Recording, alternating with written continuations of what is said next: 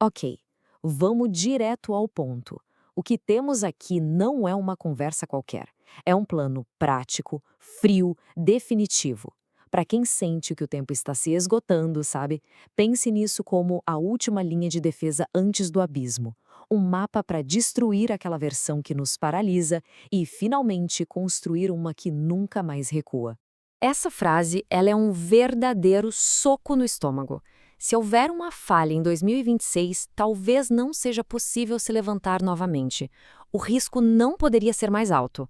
A ideia é essa, não tem outra tentativa. O tempo de esperar acabou e esse período que a gente está vivendo é a oportunidade final para um recomeço de verdade. O tempo para adiar, bom, ele simplesmente não existe mais. E que fique muito claro, isso aqui não é sobre motivação barata, daquelas que somem no dia seguinte. Não. Isso é um mapa de guerra, um plano frio, calculado, focado totalmente em disciplina e ação. Ele foi projetado com um único propósito: tornar impossível voltar a ser quem se era antes. Vamos então para a primeira fase, a ruptura. Porque antes de construir qualquer coisa nova, é preciso demolir o que é antigo. Isso significa fazer um corte limpo, sabe? Decisivo e simbólico com o nosso eu do passado e com todos os gatilhos que nos mantinham presos. É um movimento de cancelamento total. A praticidade aqui é o ponto-chave. Não estamos falando de intenções, estamos falando de ações inegociáveis. O plano manda apagar contatos que levam à recaída, eliminar objetos que prendem ao passado, mudar o ambiente onde se vive e, o mais importante, realizar um ritual, escrever num papel quem não se quer mais ser e queimar. É um ato físico, concreto, para o cérebro entender que aquele ciclo acabou de vez. E essa imagem aqui, ela ilustra perfeitamente que a guerra também é verbal. De um lado, a gente vê a linguagem da derrota. Vou tentar, talvez eu comece. Do outro, a linguagem do comando. Eu vou fazer. É agora. Abandonar a primeira e adotar a segunda reprograma a mente. Palavras fracas são, no fundo, permissões para a gente falhar. Já os comandos, eles criam uma nova realidade. Uma de execução, não de dúvida. Certo. Com os laços do passado cortados, a batalha agora se move para o campo de batalha principal, a nossa mente. O foco aqui é forjar a arma interna que a gente precisa para vencer a guerra diária contra a fraqueza, contra a procrastinação. O conceito central dessa fase é o que a gente pode chamar de discurso interno de guerra. Pense nisso como um juramento silencioso, sabe? Um código pessoal que opera acima das emoções. Ele não fica perguntando como eu me sinto hoje. Não.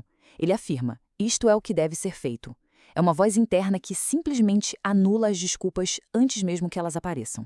E se essa ideia toda de um discurso de guerra parece meio radical, o plano responde com uma pergunta muito direta. Quantas vezes a abordagem gentil já funcionou? É um desafio, um chamado à realidade sobre as tentativas passadas. Se a paciência e a gentileza não funcionaram até agora, talvez seja o momento para a firmeza. O momento em que a evolução exige uma postura mais dura. E essa é a descrição da mente comum, o nosso estado padrão, né? Ela obedece aos humores, acorda com cansaço e decide não fazer, sente desmotivação e adia. É uma mente que vive reagindo ao ambiente e às emoções, em vez de estar no comando do próprio destino.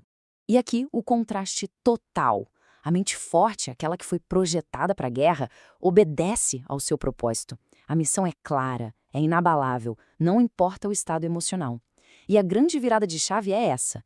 A emoção se torna uma consequência da ação e não o pré-requisito para ela. O propósito é quem dita o movimento, sempre. Então, como construir essa mente? A resposta está aqui, nessa tríade. O estoicismo como a disciplina filosófica, o como ser. A estratégia como o plano prático para chegar lá. E a constância, que é a repetição diária e inegociável para nunca abandonar o caminho. Juntos, esses três pilares criam uma estrutura interna que é praticamente inquebrável. E chegamos a um ponto crucial. A dor de continuar na mesma deve ser usada como combustível. Em vez de fugir dessa dor com distrações, o plano é encará-la de frente. É sentir o peso real de não estar onde se poderia estar. É isso que transforma esse sofrimento silencioso na arma mais poderosa que existe para a mudança. E isso nos leva finalmente ao ato final, a prática. Depois de romper com o passado e forjar a mente, a transformação de verdade é solidificada com rituais diários, coisas tangíveis. É aqui que a teoria vira realidade. E a nova identidade é construída, tijolo por tijolo. Uma das ferramentas mais poderosas desse plano é o calendário da vergonha. Mas calma, o objetivo não é punir, e sim proteger a gente do auto-engano. No final de cada dia, o registro é binário. Foi uma vitória ou foi uma falha? Olhar para um calendário cheio de falhas torna o custo da inação visível, impossível de ignorar. A base de toda a prática é este número aqui. 1. O princípio do mínimo diário. A meta é garantir apenas uma vitória. Uma vitória clara e inegociável, todos os dias. Não se trata de buscar feitos heróicos, mas de construir uma cadeia ininterrupta de repetição. É essa corrente de pequenas vitórias que, com o tempo, constrói um impulso que não pode ser parado. E aqui entra um conceito poderoso, o treinamento invisível. A verdadeira força, ela é forjada no silêncio, longe dos aplausos. É aquela prática sagrada, secreta, aquilo que se faz quando ninguém está olhando. É ali, naquela arena privada, que o caráter é realmente moldado e uma identidade à prova de qualquer abalo é construída. O silêncio dentro desse mapa não é fraqueza de jeito nenhum, é estratégia. A lógica é simples. Toda vez que se fala sobre um plano, uma parte da energia da execução é gasta. O poder real vem de canalizar toda essa energia na ação. Quando a ação é intensa e constante, os resultados se tornam a única declaração necessária. E atenção para este ponto que é fundamental. A semana não é perdida na segunda-feira, mas sim na sexta, quando a disciplina geralmente é relaxada. A estratégia aqui é inverter esse ciclo. Transformar a sexta-feira, o dia em que a maioria se distrai, no dia de maior reforço. Um dia para avançar, não para se render. Uma mudança profunda, inevitavelmente, gera atrito social. Pessoas próximas vão estranhar a nova disciplina, o novo foco. Essa resistência, esse não te reconheço mais, isso não é um problema. Pelo contrário, é a confirmação do progresso. É o sinal mais claro de que a ruptura com a antiga versão foi um sucesso. E assim, a gente chega ao final deste mapa. Não há mais nada a ser dito. Agora é só fazer. A versão antiga, com todas as suas desculpas e hesitações, morreu.